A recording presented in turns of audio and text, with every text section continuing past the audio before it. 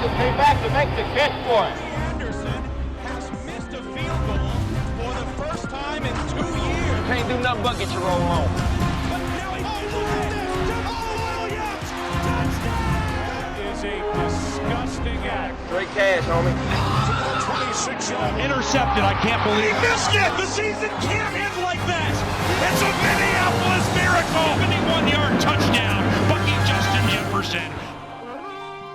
What's up, y'all? How you doing? My name is Dre, and this is the Painted Lion Skull Edition.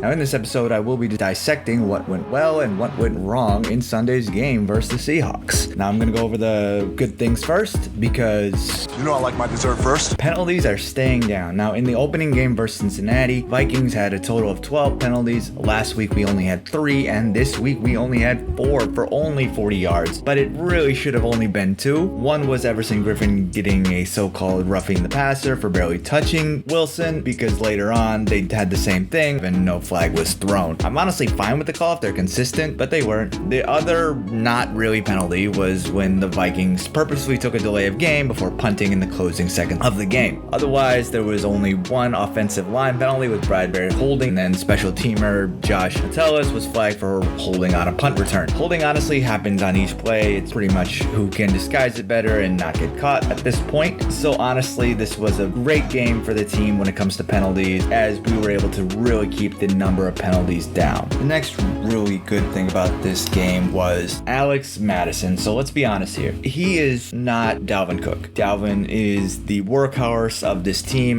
but we got a hell of a backup in Madison. His running style is very similar, but he just isn't as fast and as elusive. And this isn't a slight to Madison at all, because he can ball as well as he did on Sunday after touching the ball 26 times. While similarly to Cook at last week, he didn't reach pay dirt. He ended up finishing with 112 rushing yards on 26 carries, in addition to catching 6 passes for 59 yards. Now, those 112 rushing yards ties him with his career high from 2020 when he rushed the same amount against the exact same team. Unfortunately, the Vikings lost that one, which did hurt a little bit. Now, the next positive thing to come from this game is all types of receivers are looking really good. And additionally to Madison's 6 passes for 59 yards, everyone was looking really, really good. Jefferson got 9 receptions for a $118 and 1 touchdown. Thielen got 6 receptions for 50 yards and 1 touchdown. Tight end Tyler Conklin got 7 receptions for 70 yards and 1 touchdown. And then, prior to week standout, KJ Osborne got 2 receptions for 26 yards. Now, this really shows how dangerous this team can be. Not only do we have arguably the best duo in the league right now with Thielen and Jefferson, we also have a tight end who can produce decently, along with a third receiver who is very dangerous if he's open. Going forward, defenses are really going to have to be on the top of their game covering this team. The Seahawks may have prevented Osborne from going off like he did the past 2 weeks, but this allowed others to shine instead. And there aren't a lot of defenses that can cover everyone this efficiently in this league. Maybe the Rams with Ramsey, but even then I'm not 100% sure, and we'll see come December 26th. The fourth good thing to come out of this game was Kirk playing at an MVP level. Now, he's been playing amazingly well, and even I am honestly fairly amazed by this. So far this season, he has thrown 88 completions out of 119 passes, or a little under 1,000 yards with 7.7 yards per attempt, 8 touchdowns, 0 interceptions, and an average QB rating of 118.3. Now, in this game versus Seahawks, he led the Vikings to 3 first-half touchdowns, 30 overall points, and a 128.4 quarterback rating. And this was without Cook in the backfield. Now, last week versus the Cardinals, he led the team 58 yards in the final 2 minutes to set up the game-winning field goal, even though we ended up not getting it. And then in week 1, not only did he leave a drive with no timeouts in the final few minutes of the game to force overtime, he also was moving the team down the field before the so-called fumble. No matter the 1-2 record, Kirk is playing absolutely lights out, and frankly, this is what we would have wanted from the beginning from him. I'm still not sure if the $84 guaranteed $1 million and then the $66 million extension is still worth it over the course of his career in Minnesota, because it hasn't produced this well well over the past 3 years, and maybe this is toward the end, so he's trying to produce more. I'm not really sure. Either way, if this is where it's going, it's definitely down the right direction. Is it enough to convince me to want him back after the extension's up? Not sure yet. I mean, it makes sense though that he is doing extremely well. One thing that obviously a quarterback needs is a good offensive line, and for some good reason, the offensive line woke up after week 1, and this is without Christian Darrisaw playing. And if Kirk keeps playing at this level and the Vikings keep winning, Kirk may be in the MVP race. Yes, you obviously have the other quarterbacks with Rodgers, Mahomes, Brady, etc. But Kirk is playing well enough right now to be up there with Matthew Stafford as well, Teddy Bridgewater, Kyle Murray, and Josh Allen. I only say quarterbacks because let's be honest here, there's only been 18 non-quarterback MVPs, and the last one was Adrian Peterson in 2012. And as much that I do think that non-QBs should win this award, statistically it ain't happening. It took Adrian Peterson tearing his ACL and coming 9 yards short of breaking Eric Dickerson's record to get his award. That's a monster of a season, and even when a player last year breaks an 18-year-old record versus a quarterback breaking a 2-year-old record, the quarterback wins the award. Justin Herbert touched the ball 600 times, whereas Justin Jefferson touched the ball 88 times and was able to break an 18-year-old record. Justin Herbert touched the ball almost 6 times more and broke a 2-year record. I don't understand why he got the award. Aside from when it comes to awards, unfortunately, this is a quarterback league, and they get awards even when they shouldn't. Anyway, Kirk is playing well enough to at least be considered, and if he continues playing this way, he may be up for it in the top 5 players. And looking at some of the tape here, you see both Hill and Abdullah really whiff on the protection, and Cousins still hits a crossing route while backpedaling very accurately. And so far this year, he's only been pressured 27% of the time, which is 7th best in the NFL out of the 35 QBs. And this is frankly due to good scheming and also being able to react quickly and throw rapidly. But it does help that the Vikings also have the 16th best team of a pass blocking grade. Because honestly,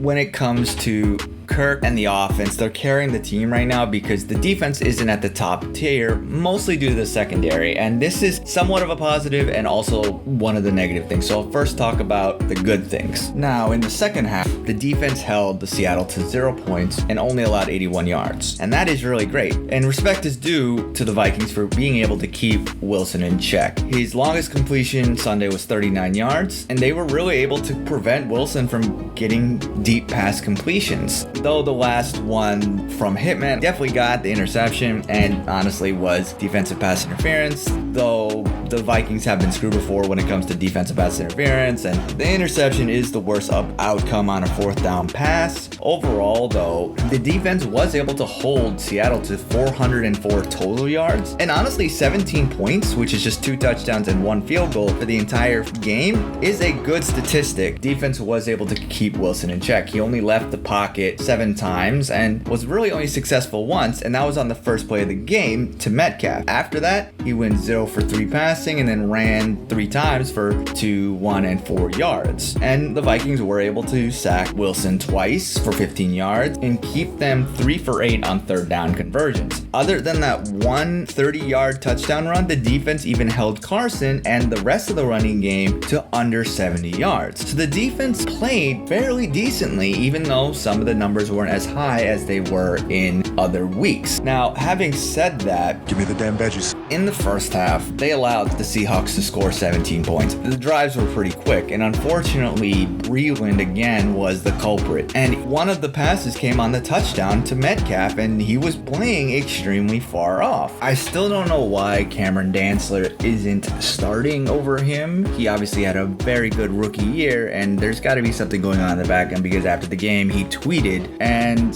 then that tweet was deleted, and now that deleted tweet has Zimmer even saying, He will be talked to, yes. I'm not sure what's going on there, and hopefully it can be worked out, because he is a really good DB, and I really want him to start over Breland, because clearly he is not doing well, and we need to really have a different defender there, because Breland is becoming a liability, and anyone can't be worse than this. This guy is legitimately the worst DB in the entire league. Yes, he's getting better over time, but that doesn't say much when you're at the bottom. Just by being second worst is an improvement here. He's been targeted so many times that it's getting really ridiculous at this point. And if we don't want Dantzler to play for the Vikings anymore, we need to trade him and get another one. I'm not really sure here. We just need another DB other than Breland, because frankly, he's not producing. Though he wasn't the only player not playing great in the first half. The Metcalf touchdown was a culmination of a 9-play, 75-yard drive, which included Metcalf leaving Peterson in the dust with some good footwork. Then later in the half, the Seahawks did a 6-play, 76-yard drive with Carson running completely untouched for the touchdown. And I absolutely mean no one got near him. It's actually pretty sad. Overall, the pass defense allowed almost 300 yards from Wilson and his receivers, with Metcalf himself getting 107 yards on only 6 receptions. But again, the defense did wake up in the second half and were able to keep Wilson and the rest of the Seattle offense in check. And I'll always take a W over any slight weakness. And yes, the second half does matter more than the first. However, we should still be playing at a high level in each half, not just the second. So going into next week versus the Browns, I'm even more hyped up, because looking back at the past 3 weeks, if Dalvin Hook had been correctly called down and Greg Joseph had made his chip shot, the Vikings would be 3-0, and Kirk would also be near or at the top of the MVP conversation after leading the team to 2 come from behind victories and then pretty much doing what he wanted with the Seahawks. Now, even though the actual one does start in September, Kirktoberfest officially starts this week, and if a shoe is involved, that means business.